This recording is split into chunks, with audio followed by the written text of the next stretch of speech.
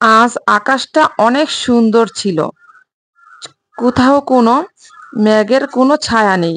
আকাশটা অনেক পরিষ্কার ছিল। সূর্যি মামা আলোয় আলোকিত করেছিল এই আকাশটাকে। আমিও ঝটপট করে কাপড়-চোপড় নিয়ে এসে পড়লাম ছাদে। চারপাশ ঘুরে ঘুরে দেখছি আর খুবই ভালো লাগছে আজকের দিনটা। অনেকদিন পর সূর্যি মামার মুখটা দেখলাম। আসসালামু আলাইকুম।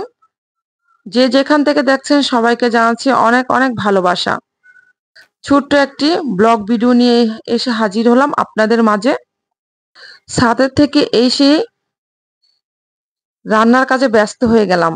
আজকে রান্না করব খুবই অল্প উপকরণ দিয়ে বিরিয়ানি। ঘরে থাকার কিছু উপকরণ দিয়ে তৈরি করলাম আজকের এই বিরিয়ানিটা, চিকেন বিরিয়ানি। তো আমি এখানে হলুদ গুঁড়া আর মরিচ গুঁড়া এগুলা কোনো অ্যাড করিনি। এখানে দিয়েছি আদা বাটা, রসুন বাটা, পেঁয়াজ বাটা এবং আস্ত পেঁয়াজ কুচিও দেওয়া হয়েছে এখানে। তাছাড়া জিরা বাটা এবং গরম মসলা বাটা দেওয়া হয়েছে। আর কাঁচামরিচ বাটা দিয়েছি। বাচ্চারা বায়না করলো যে ওদের নাকি বিরিয়ানি খেতে ইচ্ছে করছে। যেই কথা সেই কাজ। আমিও ঝটপট করে তাড়াতাড়ি বিরিয়ানি নিয়ে বসে পড়লাম কিভাবে তাড়াতাড়ি করে তৈরি করা যায়।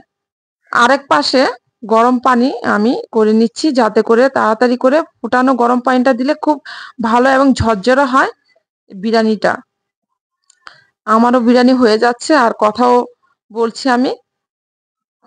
তো এই পাশে আরেক চুলাতে ডিম সিদ্ধ বসানো হলো। আজকে খুব সংক্ষিপ্ত রান্না। এতে আমিও খুব খুশি হলাম যাতে করে আমার কাজগুলো তাড়াতাড়ি হয়ে যাবে এবং আমি অন্যান্য কাজগুলো সেরে ফেলতে পারবো। আসলে কি সব কথা তো আর ক্যামেরাতে বন্দি করা যায় না। আর অন্য পাশে বাচ্চারা অপেক্ষা করছে কখন হবে এই মজাদার বিরিয়ানি রান্নাটা। আমি ওদেরকে বলছি যে তোমরা একটু ওয়েট করো, হয়ে যাচ্ছে। বারবার মেয়েটা এসে জিজ্ঞেস করছে যে আম্মু কখন হবে। আর সাদাতের কথা আর বলে কি লাভ, জানেনই তো সাদাত খেতে চায় না। সাদাতকে জোর করে খাওয়ানো হয়। কিন্তু সাদাতের কি একটা অভ্যাস, ও সর্বপ্রথম বলবে যে আমি নিজের হাতে খাবো। আমিও আবার চেষ্টা করি যে আমার ছেলেটা নিজের হাতে খাওয়া শিখুক, কিন্তু ও নিয়ে বসে থাকে। দুই একবার মুখে দিয়ে তারপর বলে আমি আর খেতে পারবো না, আম্মু তুমি আমাকে খাইয়ে দাও। তো সকালের খাবার খাওয়াতে খাওয়াতে চলে যায় দুপুর, দুপুরে খাবার খাওয়াতে খাওয়াতে চলে যায়। মানে পিছনে পিছনে ছেলের পিছনে পিছনে লেগেই থাকতে হয় আমার। এক কথা ওর মুখে কোনো রুচিই নেই। ওর নাকি ক্ষুধাই লাগে না। আমি তো কতবার ডাক্তার দেখালাম যে বাচ্চার রুচির জন্য। ডাক্তার ওই একই কথা বলে ওর ক্ষুধা লাগলে ও নিজে খাবে। আর কি করার আছে বলেন? কিন্তু আমি চেষ্টা করি আমার বাচ্চাটাকে যত সম্ভব একটু খাওয়ানোর জন্য। ডিমের কুসুম নিয়ে বসে আছে। সবাই ভালো থাকবেন।